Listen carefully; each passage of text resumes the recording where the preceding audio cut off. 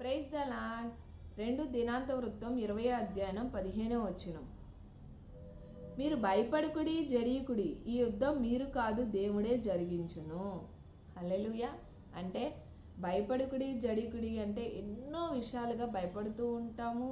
జడియటం అంటే కొన్ని విషయాల్లో కూడా ఏమవుతుందో ఏంటో కూడా ఆందోళనతో ఉంటామండి. ఎందుకంటే అక్కడ మన శక్తి సరిపోవటం లేదు. యెహోషాపాతు రాజుగారు కూడా నాకు శక్తి చాలటం లేదయ్యా, ఏం చేయాలో కూడా నాకు తోచట్లేదు అని ఆయన సన్నిధిలో నిలవబడి ఆయన తన శిశువులతో, భార్యలతో, పిల్లలతో సహా యెహోవా సన్నిధిలో నిలవబడిరి.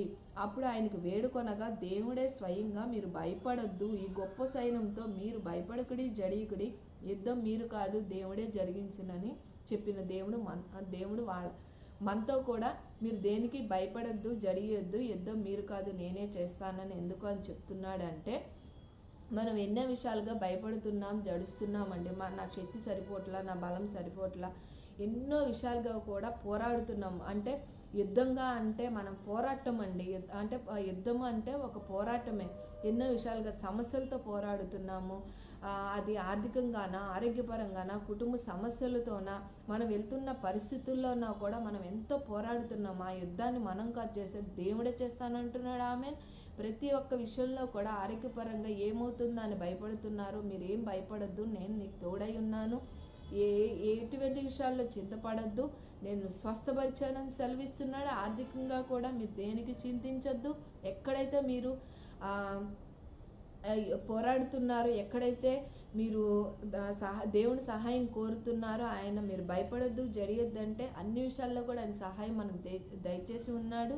రూఢిగా నమ్మండి. ప్రతి ఒక్క విషయాల్లో కూడా దేవుడు, కుటుంబ విషయాల్లో కూడా ఎన్నో సమస్యలతో పోరాడుతూ ఉన్నారు. ఈ ఈ సమస్యలు ఇలాగే ఉంటాయా, ఇంకెప్పటికీ మారవా అని ఏం కాదండి. దేవుడు మాటిస్తున్నాడు. యుద్ధం యెహోవాదే అంటున్నాడు. ఆయనే పోరాడుతానంటున్నాడు. ఆయనే మన నుండి భయం తీసివేస్తానంటున్నాడు. ఆయన యుద్ధం చేస్తానంటున్నాడు. హల్లెలూయా. ఈ వాక్యం ప్రకారం ప్రతి ఒక్కరం కూడా జడియకుండా, భయపడకుండా ఉంటే యుద్ధం యెహోవాదే.